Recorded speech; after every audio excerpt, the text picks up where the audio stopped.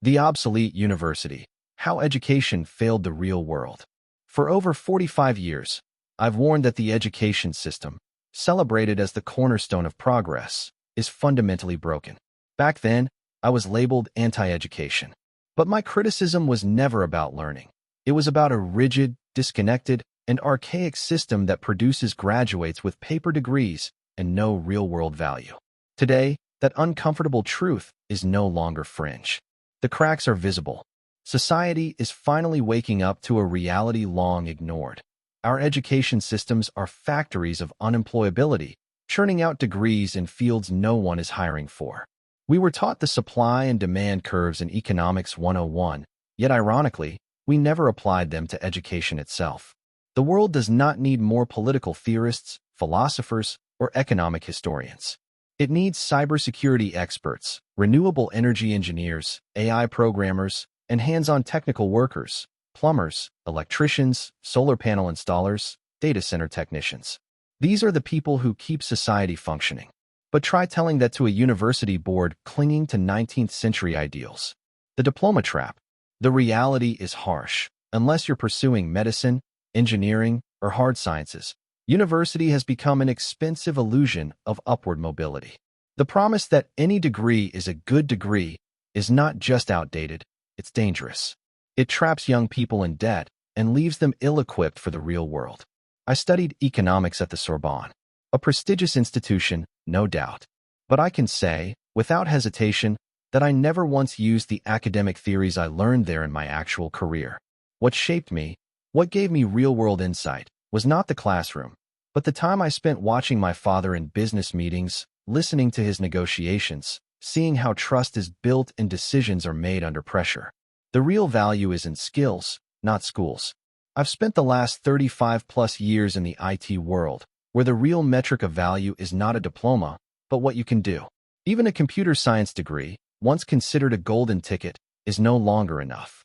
Today, you need to pair that degree with certifications that signal practical skill. Oracle DBA, Microsoft Azure, Cisco, Python for AI, or cybersecurity credentials like CompTIA or CH. A young person with no degree but armed with strong IT certifications is often more employable than someone with a master's in economics or international relations. A trade school graduate who can wire a building or fix a server room is infinitely more useful than someone quoting Karl Marx in a job interview. This is not speculation, it's the labor market speaking. Just look at LinkedIn, Indeed, or any tech recruiter's pipeline.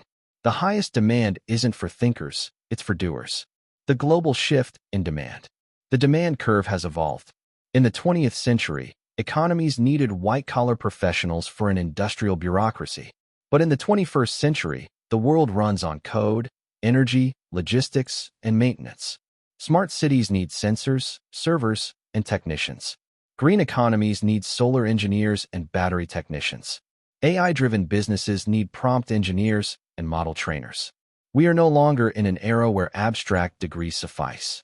While Western universities continue to produce arts and humanities graduates by the millions, countries like Germany, Singapore, and South Korea have invested in vocational training, dual education models, and scalable tech boot camps. The results speak for themselves. These countries produce skilled workers ready for today's challenges, not yesterday's debates. Leaders asleep at the wheel. The real tragedy? Our policymakers knew the market was changing but did nothing. They protected their outdated curricula and academic identities, instead of guiding education toward relevance. They failed to reform a bloated, theory-driven education system that no longer serves its people. Instead of asking, what does society need? They asked, how do we preserve the ivory tower? And the result is a lost generation, ambitious, educated, but unemployable.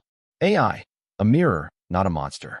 Now, the latest fear gripping these outdated minds is artificial intelligence. But their panic isn't driven by logic, it's driven by insecurity. They attack AI not because they understand it, but because they don't.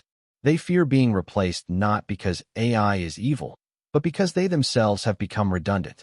AI won't eliminate competent workers, it will enhance them.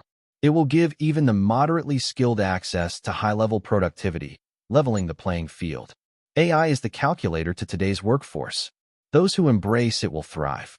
Those who hide in outdated bureaucratic roles, hoping their title will shield them from change, will be swept aside.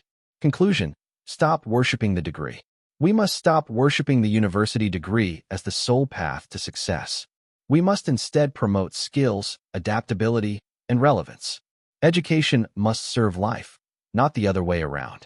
Let's stop producing graduates who can argue the philosophy of Rousseau but can't fix a server, write a script, or build a digital workflow. Let's realign our systems with the real economy, not the imagined one of outdated institutions. The world is changing. Either we evolve with it, or we become relics buried under our own academic arrogance.